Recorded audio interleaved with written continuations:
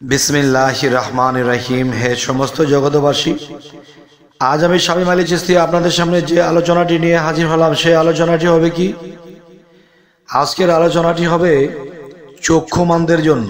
আল্লাহ কোরআনে বলেছে যে চক্ষুমান ব্যক্তি ছাড়া এই বিষয় বুঝবে না, এবং এটি সূরা হামিমের মধ্যে বলা হয়েছে কিতাবুন ফুসসিলাত আজাতু কোরআনান আরাবিয়ান। এই এক গ্রন্থ আরবি কোরআন রূপে অবতীর্ণ, এর বাক্যসমূহ জ্ঞানীদের জন্য।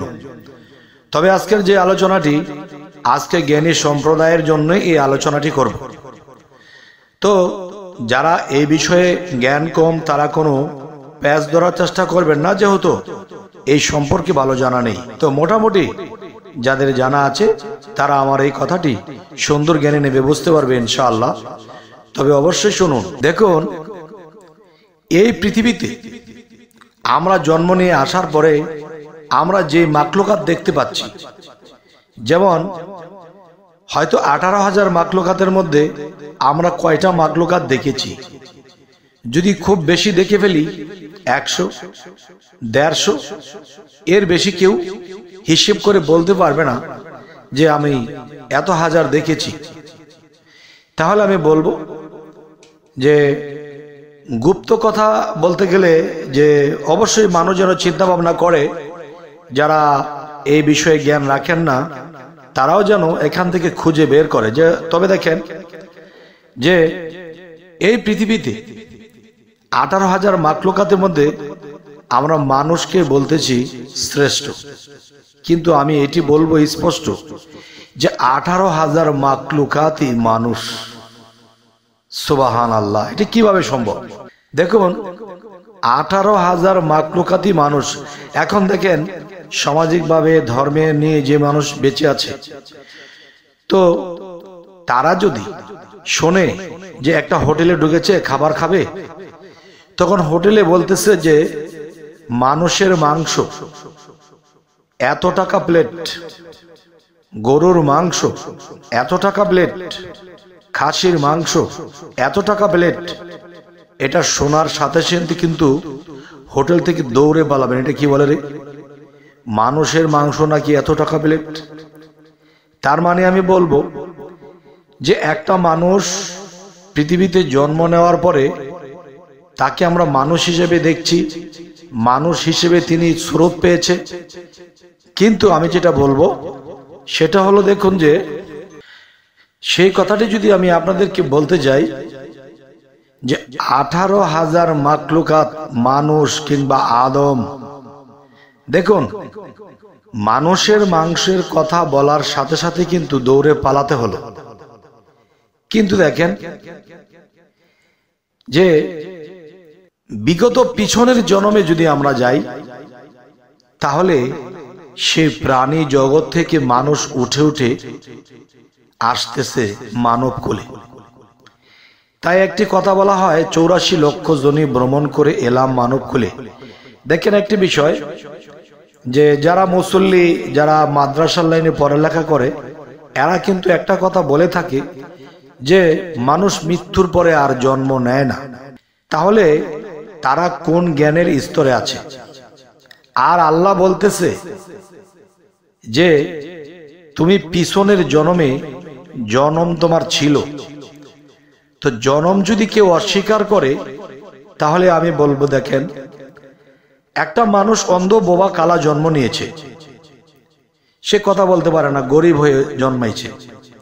এখন দেখা যায় সে জিজ্ঞাসা করতেছে, আপনাদেরকে আল্লাহ পরিপূর্ণ পাও, হাত, চোখ, নাক, কান দিল, আমার কোমর পর্যন্ত পাও, এরপরে আমার পাও নেই, আবার একজনের চোখ নেই, হাত নেই, এভাবে জন্ম নিল।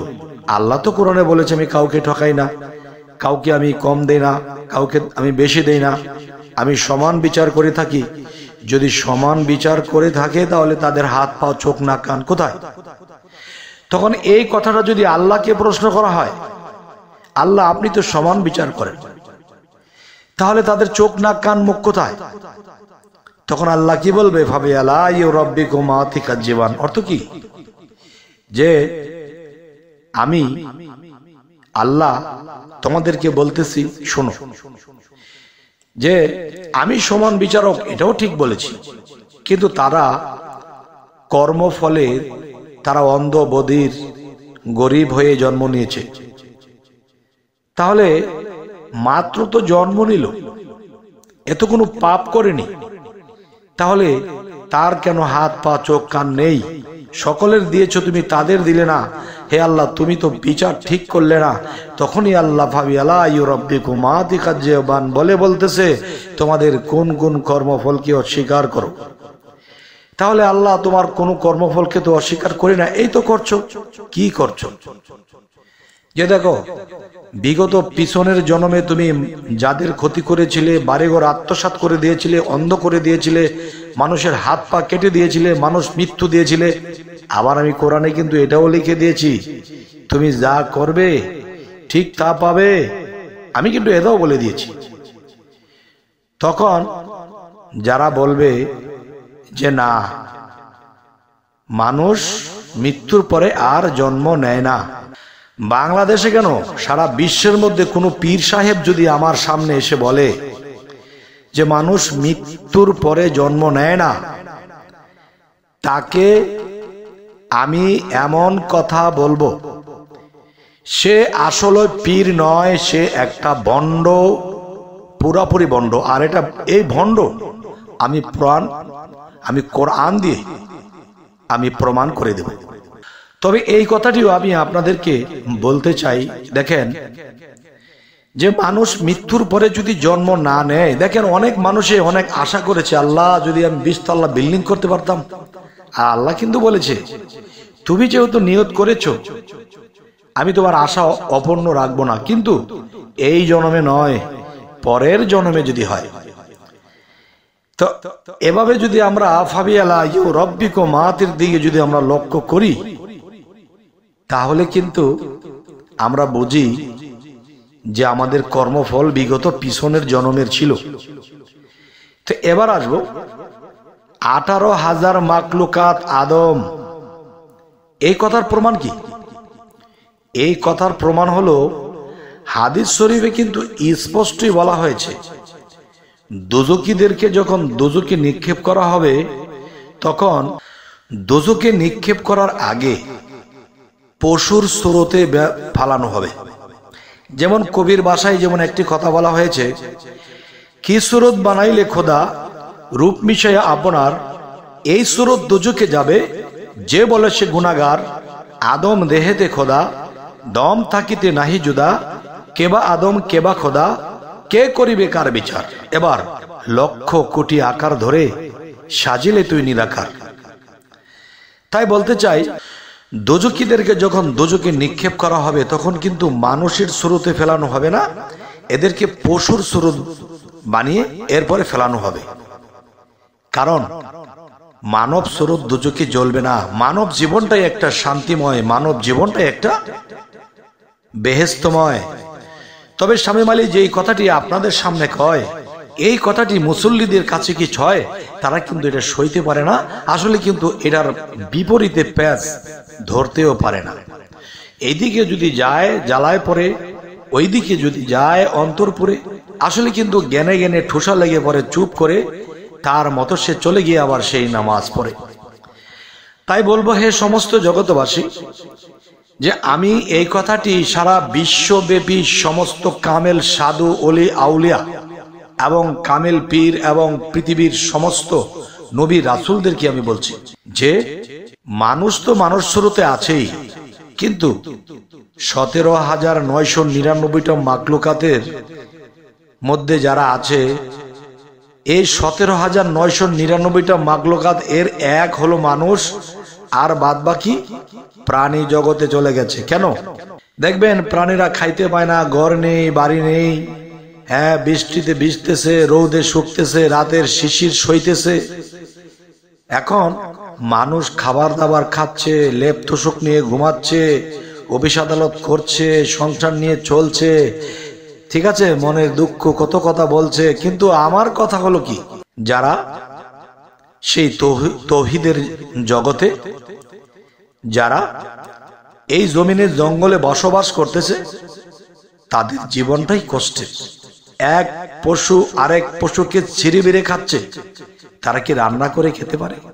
এখন আমরা মানুষ হলেও কিন্তু গরু, ছাগল, ভেড়া, বর্গি এসব কিন্তু আমরাও খাই, জবাই করে খাই, আল্লাহর নাম নিয়ে জবাই করে খাই। এরপরে আল্লাহ কিন্তু এটা অর্ডার করেছে। যেমন কোরআনে একটি সূরাতে এসেছে, যারা কাবার দিকে আসতেছে, দূর থেকে প্রদবজে আসছে, তাদেরকে তোমরা চতুষ্পথ জন্তু তোমরা জবেহ করে এদের মধ্যে খাওয়া দাওয়া করাও, এবং যেই প্রাণী তোমাদের কাছে আমি হালাল করেছি। তাহলে এটি কোরআনে বলেছে বিধায় আজকে আমরা পশুর মাংস খেতে পারি, কিন্তু এই পশুটাও কিন্তু একটা সময় মানুষ ছিল।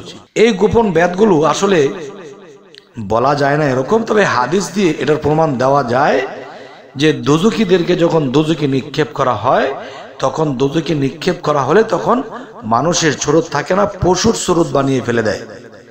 দেখবেন কুকুর খেতে পায় না, লাত্তি উষ্টা খাচ্ছে, লাঠি চাষ করছে, গরম পানি ফিক্কে মারছে, রাত্রে ঘুমানোর জায়গা নেই, খাওয়ার জায়গা নেই, রাতের গভীরে উঠানের মধ্যে বসে হু করে কান্দে, হে আল্লাহ, মানব জন্মে ছিলাম, কি কষ্টে এখন পড়ে গেলাম, আবার যদি তুমি মানব জন্মে দাও আর কোনোদিন অপরাধ করব না। আল্লাহ বলেছে কি, কবরের মধ্যে যদি কেউ ক্ষমা চায় তাহলে সে আর ক্ষমা পাবে না। যেমন মানুষ যখন জন্ম নেয় তখন কিন্তু সে কবরের মধ্যে তাকে জিজ্ঞাসাবাদ করা হয়, জন্ম নেয় কিভাবে? আমার মা 3.5 হাত মাটির তৈরি সেই কবরে আমার জন্ম হয়েছিল, সেখানে যখন আমার জন্ম হয়েছিল তখন পৃথিবীতে এসেছি, তখন আমি আমার হাতে 3.5 হাত, এবং আমার ভিতরে আমি এখন আছি। এখন যদি আল্লাহর কাছে জীবিত থাকতে ক্ষমা চাই তাহলে ক্ষমা পেয়ে যাব। আর যদি পশুর স্বরূপে কোনো আবার জন্ম নেয়, কোনো জংলায়, তখন তারা যদি ক্ষমা চায় তখন তাদের ক্ষমা নাই, কারণ তারা কতদিন ভুগবে, কতদিন জ্বলবে, পূর্বে কতদিন শাস্তি ভোগ করবে আল্লাহর খাতায় লেখা হয়ে গেছে। এরপরে আস্তে আস্তে তারা শিবপাঞ্জি গেরিলা বন মানুষ হয়ে শেষে কোনো মানুষের ঘরে জন্ম নেবে। ভাই, এই কথার চেয়ে আর উদ্বেগ কথা নাই। যদি আমার কথা ধরো তাহলে তোমরা একজন কামেল মুর্শিদের চরণ ধরো এবং সেই চরণ ধরে তোমরা মরার মতো মরো। এরপরে দেখবে তোমাদের এই আত্মা পবিত্র হয়ে যাবে, তখন তোমরা চলে যাবে কোথায়? সেই হাসরে। আবার হাসরের থেকে কোথায় যাবে? তখন আল্লাহ তোমাদেরকে, যদি জান্নাত প্রাপ্ত হও তাহলে তোমাদেরকে জান্নাত দিয়ে দেবে, আর যদি মুক্তি প্রাপ্ত হও তাহলে তোমাদেরকে আর হাসরে ওঠাবে না। মুক্তিপ্রাপ্ত যারা যারা আল্লাহর সাথে বিলীন হয়ে গেছে তারা আর হাসরে উঠবে না, কিন্তু সারা বিশ্ব ব্রহ্মাণ্ড, বিশ্বের বাহিরে, বিশ্বের ভিতরে তারা অবশ্যই তারা বিচরণ করবে, তারা ভ্রমণ করবে। এবং যদি পৃথিবীতে যেই রূপে সে ছিল এই রূপে যদি কোনো ভক্ত তাকে ডাক দেয়, তখন সে আবার তার ডাকে সাড়া দিয়ে তার সমস্যার সমাধান দিয়ে চলে যায়। যাই হোক, এই সমস্ত জগতবাসী আজকের এই আলোচনা ছোটখাটো জ্ঞানীদের মাথায় ধরবে না, যদিও ধরে তারা বিশ্বাস করবে না। বিশ্বাস যদিও করে তবে অনেক কষ্টের বিষয়, যদি তারা একজন কামেল মুর্শিদ ধরে এরপরে যদি বুঝতে পারে, এছাড়া কিন্তু ভাও নেই। যাই হোক, এক সমস্ত জগতবাসী আজকের এই আলোচনাটি এজন্যই করলাম, একটু গভীর তত্ত্বের প্রয়োজন হয়। সব সময় তো হালকা পেঁচালি হয়, একটু গভীর আলোচনা না হলে মানুষ বুঝবে কি করে। যাই হোক, এর সমস্ত জগতবাসী, যদি আজকে আপনাদের ভালো লাগে আমাদের এই আলোচনা, যারা সাবস্ক্রাইব করেননি অবশ্যই করে নেবেন। সকলেই ভালো থাকবেন। আল্লাহ হাফিজ।